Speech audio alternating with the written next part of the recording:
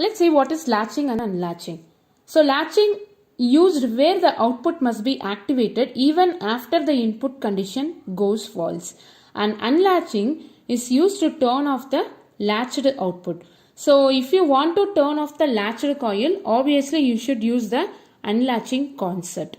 Take a push button as an example.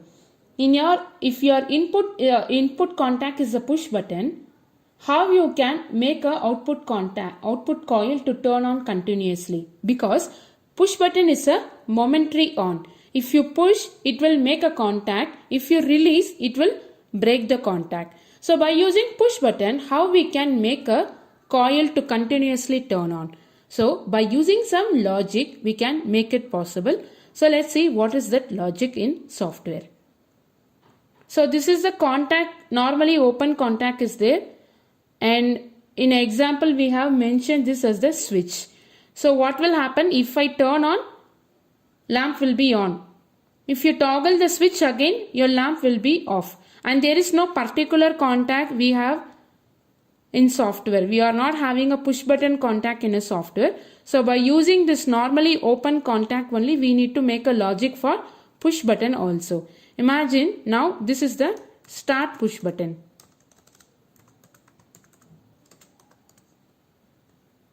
If it is a push button, if we press, it will make contact. If we release, it will break the contact, right? How we can make the lamp to turn on continuously? So for that, we can make a parallel contact to this input contact. How to make a parallel contact means just click on this, take a branch, keep it here. So this is a parallel contact. In this, I'm going to have a new contact. This is a parallel branch. In that branch, I have made the new contact. So even though this push button goes off, power can take this route to reach the output. How? What we need to give to this contact address means we need to give the same address of our output. Now what will happen? Even though your input is off, power will take this route to flow, right? So let's check it in a simulation.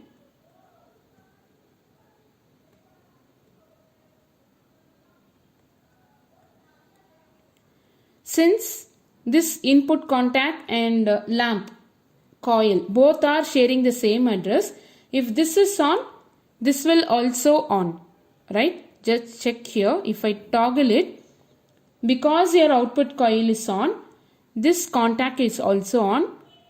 Both are sharing the same address. If you turn off, this output remains on, right? Because power is taking this route to flow. So this is latching. So how we are making a latching using the concept means we are putting a parallel contact to the input. So this is also called a seal-in contact. That means we are making a latch contact in parallel with the input contact. Which one we are going to turn off? Which one is going to act as a push button? Parallel to that, we need to connect the contact and with the same address. So this is latching. Now check how to make this lamp to go off, right? Obviously in a program, we need to turn off the lamp at some stage. In certain stage, we are in need to turn off the lamp. Now how we can make it? By using a unlatching concept. So to make a unlatching, we need to have one more switch, not a switch, one more push button we need to have, and that is called as stop push button.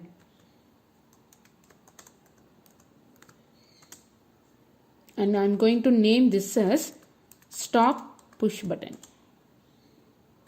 So by pressing this, I can turn off the lamp. Check out again.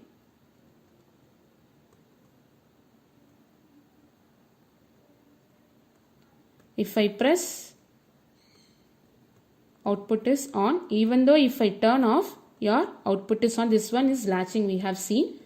And if you want to turn off, you just press this. Output is off. Even if you release it again, since it is a push button, you need to release it, no? If you release it, output remains in a off condition. So this is latching. By using a normally closed contact, we are making a unlatching concept. So this is latching, this is unlatching.